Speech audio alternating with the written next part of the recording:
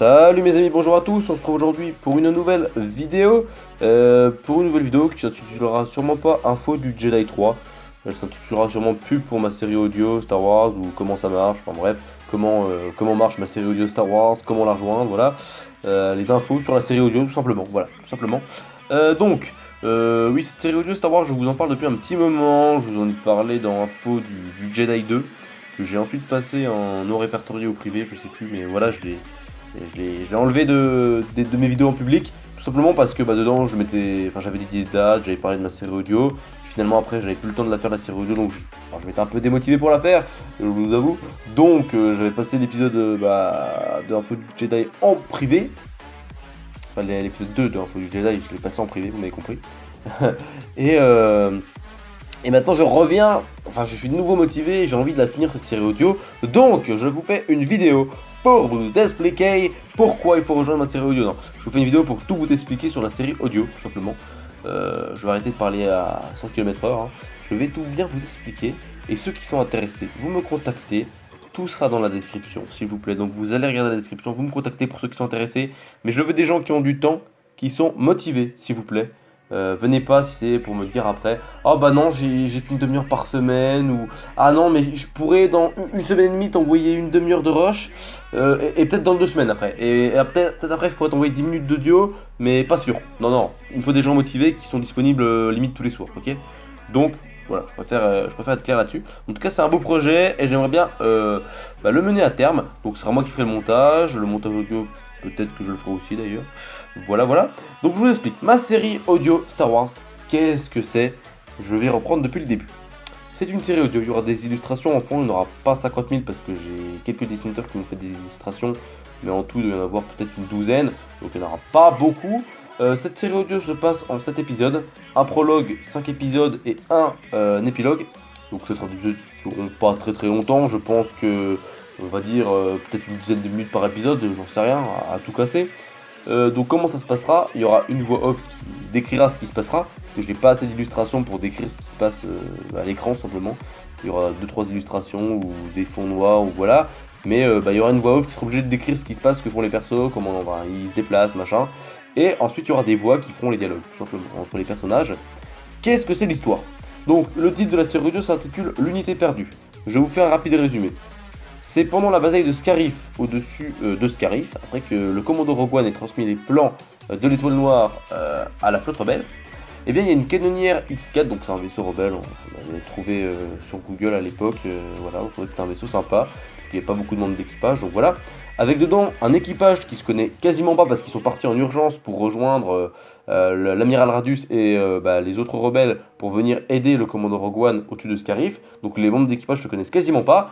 Et donc pendant que l'amiral Radius et les forces rebelles tentent de s'échapper d'au-dessus de Scarif alors que Vador arrive avec ses troupes pour intercepter la flotte rebelle, et bien cet équipage il se fait tirer dessus par 2 TIE, le vaisseau est touché, il arrive quand même à passer en hyperespace et bam, les coordonnées tapées au hasard quoi, il se retrouve dans les régions inconnues, le vaisseau est complètement déglingué. Bon, ils sont pas tous morts à l'intérieur, mais il y en a plus que 6 membres d'équipage qui sont constitués d'une femme humaine qui a environ 30 ans, je vous fais la liste des personnages, comme ça vous pouvez choisir, d'un Rhodien qui a environ 40 ans, d'un humain qui est pilote qui a environ 30 ans, d'un humain noir, gros baraque costaud, d'1m95, voilà, canonnier, donc qui lui a aussi environ 35 ans, d'un petit jeune, un petit humain qui s'appelle TJ, je vous donnerai les prénoms à la fin de toute façon, qui a 17 ans, donc voilà, et d'un sergent, celui qui commande le vaisseau. Et il y a 2 membres d'équipage qui sont morts, à la base ils étaient 8, ils sont plus que 6, voilà.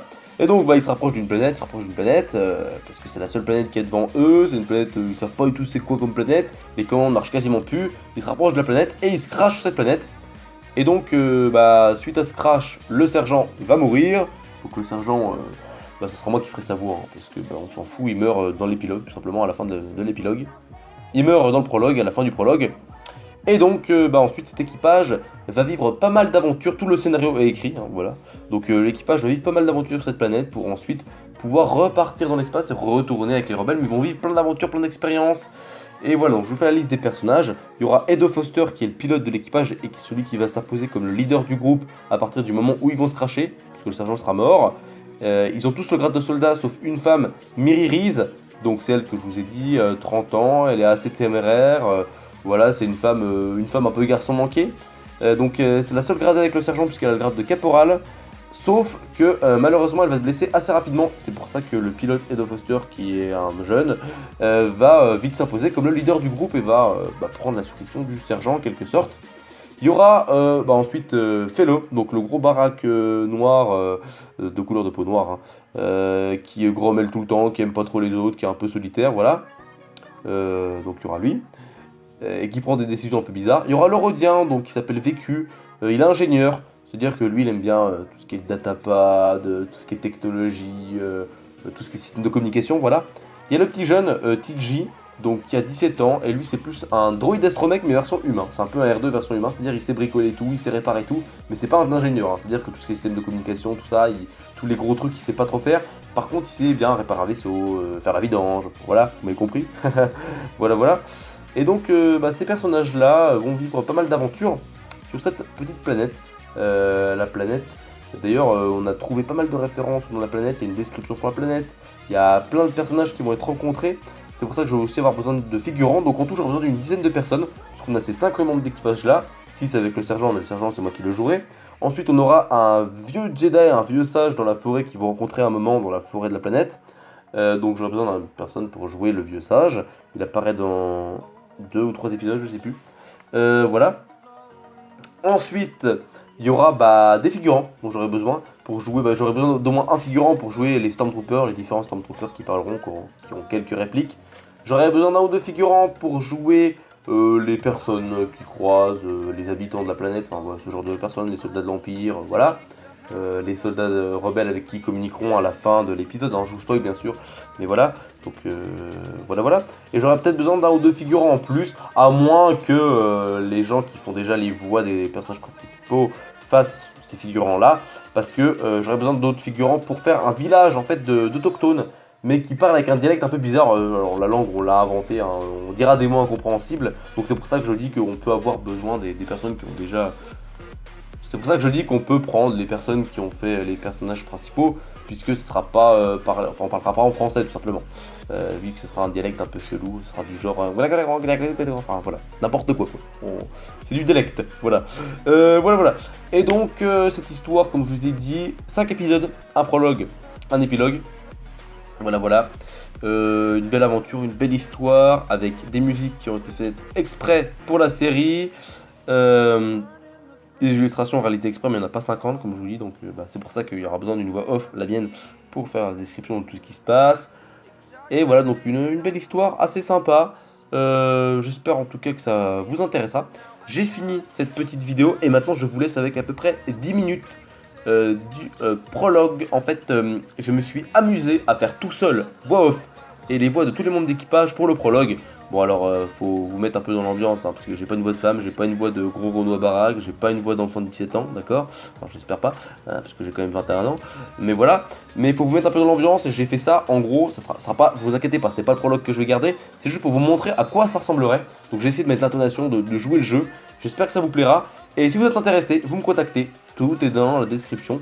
Je cherche un maximum de monde, je vous dis au moins une dizaine de personnes. J'ai besoin d'au moins 6 personnes pour faire les personnages principaux, donc les 5 membres d'équipage plus le vieux Jedi, qui est aussi un personnage principal puisqu'il apparaît dans au moins 2 épisodes. Et besoin d'au moins 4-5 personnes pour faire les figurants. Voilà. Donc en tout cas, je vous dis à la prochaine. Regardez, écoutez tout simplement le prologue. Et puis si vous avez besoin de plus d'infos, vous me contactez sur Facebook. Tout est dans la description. Je vous ai fait un bref résumé, mais si vous avez besoin de plus d'infos, que vous voulez savoir plus de choses, vous me contactez sur Facebook ou sur Twitter. Tout est dans la description.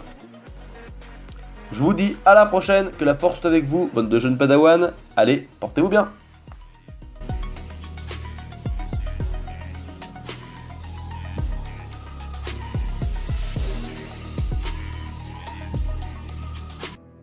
L'étoile de la mort, noire comme l'espace, dans le ciel de Scarif, tire sur la planète impériale.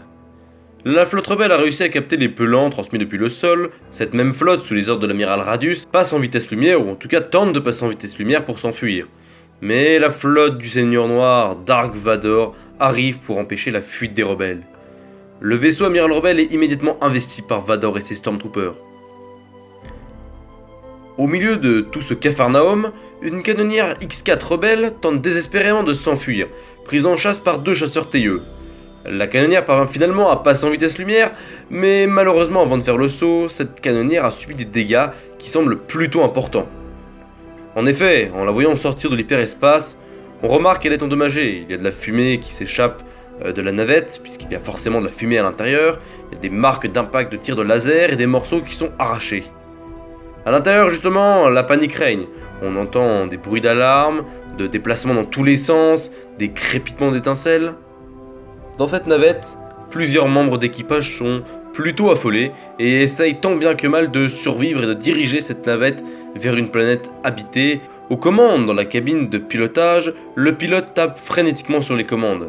Edo Foster, qui a 23 ans, il fait 1m77, a des cheveux bruns et blancs de peau. C'est un pilote qui a le grade de soldat. Ce dernier s'affole et tape frénétiquement sur ses commandes. Il dit « Merde, l'hyperpropulseur nous a lâchés !» Derrière lui, debout dans le vaisseau, se plaçant près d'une tourelle ventrale, une jeune femme du nom de Miririse, âgée de 25 ans, mesurant 1m65, étant une femelle humaine, blanche de peau, châtain de cheveux, crie « Fais-le! Pourquoi n'as-tu pas battu ces 2 TIE avant qu'ils ne touchent notre moteur et n'endommagent notre système de navigation ?» Fellow, justement, situé dans la tourelle ventrale, les mains sur les commandes de tir, se retourne et crie « Parce que tu crois que c'est si facile que ça? Prends ma place si tu veux. J'en ai déjà battu 2. Plains-toi au pilote qui ne sait pas faire des calculs assez vite. » Fellow est un humain d'1m95, noir de peau, âgé de 33 ans, roux de cheveux et de barbe, qui possède le grade de soldat et qui a la fonction de canonnier. Il déteste tout et surtout l'Empire, et il supporte ses coéquipiers et ses compagnons d'armes de l'Alliance rebelle.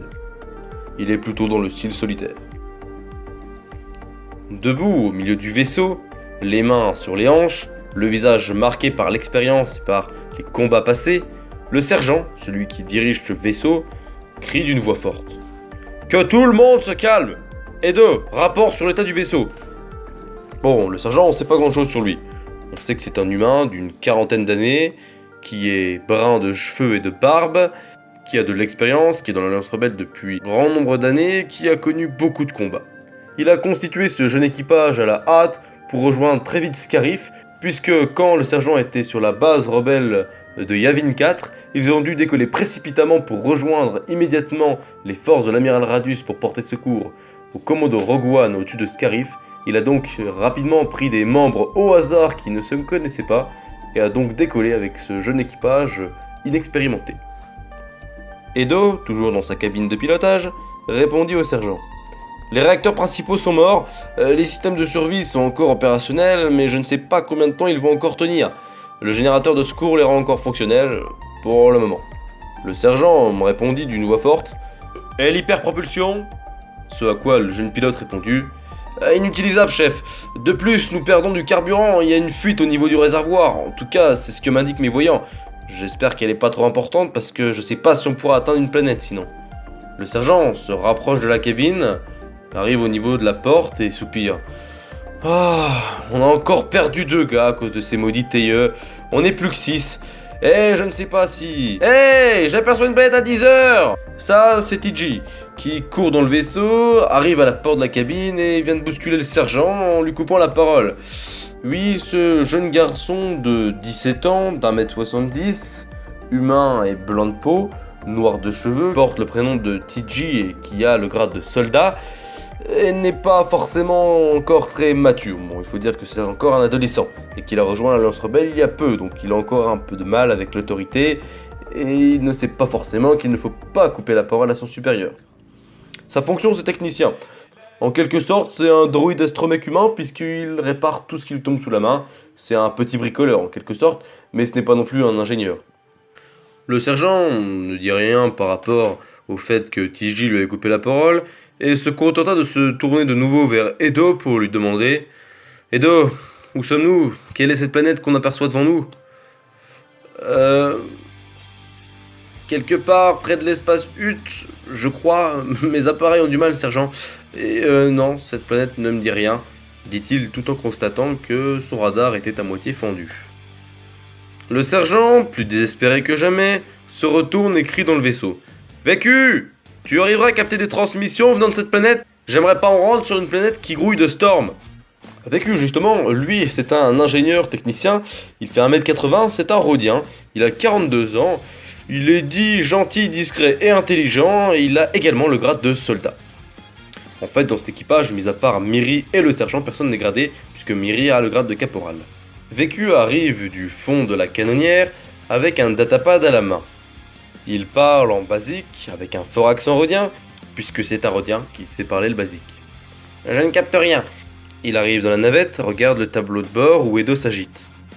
Mais de toute façon, je pense qu'on n'a pas d'autre option que ce tas de boue si on veut survivre. Fellow, qui est toujours dans sa tourelle, les mains toujours cabrées sur les commandes de tir, grommelle. Tout ça ne me dit rien qui vaille. Le sergent, qui ne l'a pas entendu, se contente de dire avec lui, et à l'ensemble de l'équipage, bon, on n'a pas vraiment le choix. Edo, tu essayes de nous diriger sur ce caillou qu'on aperçoit devant nous là. Edo, qui est en sueur et qui s'agite sur les commandes pour tenter de contrôler et de diriger tant bien que mal le vaisseau, répond à son supérieur. Je vais faire ce que je peux, chef. Le vaisseau se dirige lentement vers la planète. Il est finalement happé par la gravité exercée par la planète. Il rentre dans l'atmosphère, prend de la vitesse, s'enflamme légèrement, se rapproche du sol. Depuis la cabine, on aperçoit la végétation qui grossit, et le sol se rapproche à toute vitesse. Le bruit des alarmes s'intensifie et les crépitements d'étincelles également. Le sergent est obligé d'empoigner un extincteur et doit éteindre le feu qui s'échappe d'un tableau de bord, pendant que Edo est en train de se batailler avec un manche pour essayer de redresser le vaisseau. Puis le sergent se dirige vers un siège et crie « Tout le monde assis et tout le monde s'attache !» Edo, dans sa cabine, toujours en train de lutter sur les commandes, s'affole et crie « Les stabilisateurs sont morts! Préparez-vous à l'impact !» Fellow, qui s'est enfin décidé à sortir de sa tourelle et qui a enfin lâché les commandes de tir, et s'est sanglé dans un siège, grommelle dans sa barbe une nouvelle fois. Si j'avais su que cette mission capitale se passerait comme ça, je serais resté à la base à tirer sur des casques de Stormtroopers. J'aurais gagné du temps. Le vaisseau touche la cime des arbres, puis heurte le sol à grande vitesse. Un énorme bruit de crash, de craquement d'armes et de déplacement de terre se fait entendre. Puis le silence et le bruit des animaux et des oiseaux qui s'envolent. On aperçoit le vaisseau échoué dans une petite clairière, avec dans le sol un long sillon tracé à sa suite par le crash de la canonnière. Le vaisseau est visiblement très endommagé. Il y a de la fumée, des flammes, des marques d'impact de laser, des morceaux arrachés, des morceaux parsemés sur le sol, des morceaux d'arbres et des branches enchevêtrées sur le vaisseau. On entend encore quelques cris d'animaux, puis le silence un court instant. Edo, l'arcade ensanglanté et affalé sur son tableau de commande, relève la tête péniblement. Il découvre l'environnement devant lui, entend quelques bruits, les bruits de la jungle. Il entend tout d'abord les bruits d'étincelles et d'alarmes, mais ils sont en grande partie couverts par le bruit des animaux et notamment les cris d'oiseaux qui s'échappent de la jungle. Fin du prologue.